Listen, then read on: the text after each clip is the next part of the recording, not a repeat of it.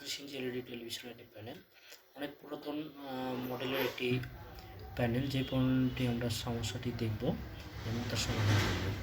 তো সার্ভিসিং টেবিলে এটাকে রেখেছি এবং রাখার পর এটার যে ফার্স্ট সিমটম এটা আমরা দেখব। তার আগে দেখে নিব এই প্যানেলের ডিটেলসটা। কানেক্টর একটু ব্যতিক্রম সাইজের আইসি, যেটা old model DC to DC আইসি।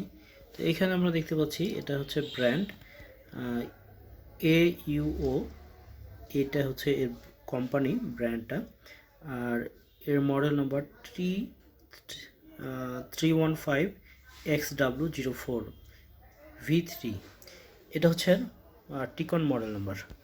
আর এই মডেল নাম্বারে এখানে যে ডিসি টু ডিসি আইসিটা আছে, এই আইসিটা একটু ব্যতিক্রম। আগের বেশ কিছু মডেলের স্যামসাং, সনি এগুলোতে এই ক্যাটাগরি ডিসি টু ডিসি আইসি ব্যবহার করতো।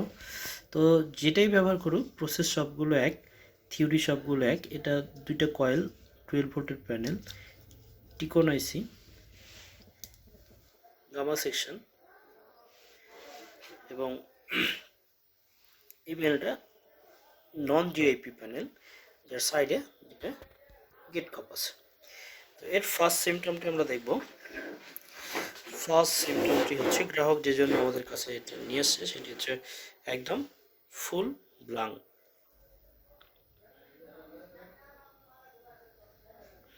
স্ট্যান্ড বাই রিলিজ করছি, একদম ফুল ব্লাঙ্ক। দেখেন আমাদের স্ট্যান্ড বাই রিলিজ আছে, কিন্তু স্ক্রিনে কোনো গ্রাফিক্স নাই, একদম ফুল ব্ল্যাক। তো আমরা ব্ল্যাক থাকে সাধারণত দুইটা কারণে। একটা হচ্ছে ভোল্টেজ যদি মিসিং থাকে, অথবা ভোল্টেজ যদি জেনারেট না করতে পারে ডিসি টু ডিসি এসি, এই ক্ষেত্রে আমরা ফুল ব্ল্যাঙ্ক পাই। আরেকটা সিগন্যাল মিসিং বা ভোল্টেজ ভিজিএল ভিজিএস এইগুলো যদি গেট এরিয়াতে মিসিং থাকে, তাহলে এই ধরনের আমরা সিমটম পাই। তো আমরা দেখে নিব এখানে ভোল্টেজ ক্যালকুলেশন করে আসলে এই প্যানেলে ভোল্টেজ স্ট্যান্ড বাই রিলিজ করছি, ভোল্টেজ জাস্টিফাই। প্রথমে আমরা দেখে দিব মেইন ভোল্টেজ 12 ভোল্টেজ ইনপুট হয়েছে কিনা। Main 12 voltage, perfect. Main 12 voltage, okay. এরপরে VGH voltage 27 voltage, VGL voltage -6 volt. তো আমাদের all voltage DC to DC AC ঠিক আছে, কিন্তু স্ক্রিন ফুল ব্ল্যাঙ্ক। তো আমরা গেট এরিয়ার ভোল্টেজ চেক করব এবং দেখে নিব আমাদের সমস্যার সমাধান। ফল্ট ফাইন্ড আউটটা দেখব। আমরা স্ট্যান্ড বাই রিলিজ করছি, ডিসি টু ডিসিএসি অল ভোল্টেজ ওকে, কিন্তু স্ক্রিনে কোনো গ্রাফিক্স নাই। আমরা গেট ভোল্টেজ চেক করার জন্য আমরা দেখছি, যখন আমরা গেট কপে এইভাবে পাঞ্চ করছি বা টাচ করছি বা এক ধরনের আর্থিং দিচ্ছি, তখন স্ক্রিনে এই ধরনের গ্রাফিক্স এসে অ্যাবনর্মাল স্ক্রিন দেখাইতেছে। তো এই মানে হচ্ছে আমাদের প্যানেলের নির্দিষ্ট কোনো signal, not voltage, signal missing. এটা টিকনে ওকে আছে, সাইড কফে গেট এরিয়াতে যখন সিগন্যালগুলো মিসিং থাকে, তখন আমাদের স্ক্রিনগুলো এরকম প্রবলেমগুলো করে। টাচ করলে আসে, ভোল্টেজ জাস্টিফাই করে। সিগন্যালের ক্ষেত্রে অনেকে এটা ক্লিয়ার বুঝতে পারেন না যে আসলে কোন সিগন্যাল বা কী সমস্যাটা হয়ে আছে। তো আমাদের সিগন্যালগুলোকে পারফেক্ট বোঝার জন্য আমাদের কাছে ডিওসও আছে, যেটা এলইডি এলসিডি রিপেয়ারকে অধিকতর সহজ করে দেয়। আর এই ডিওসও ইউজের জন্য আপনাকে অবশ্যই ডিটেলস বেসিক জানতে হবে। তো আমরা এখানে দেখছি একটি সিগন্যাল ওয়েবফর্ম, আমরা দেখতে পাচ্ছি এখানে একটা সিগন্যাল ওয়েবফর্ম। এটা হচ্ছে এসটিভি সিগন্যাল ওয়েবফর্ম। তো আমাদের ঠিক একই পজিশনে এটা হচ্ছে এসটিভি সিগন্যাল ওয়েবফর্ম, কিন্তু এখানে অ্যাবনর্মাল সিগন্যাল দেখাইতেছে। আমরা যখন এই এসটিভিতে সেম ওয়েবফর্ম পাবো, তখন আমাদের কাজটি সম্পন্ন হবে।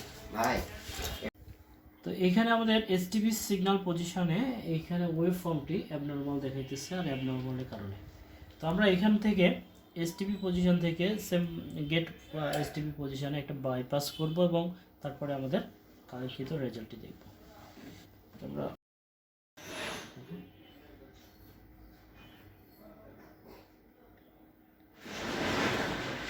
একটা হচ্ছে এইচটিভি পজিশন এখানে, আর এইখানে আমরা ডাটা শিট দেখছি এবং ডাটা শিট দেখে সেম পজিশনে এইচটিভি পজিশনে আমরা এটাকে আবার অন করব এবং গ্রাফিক্সটা চেক করে দেখব।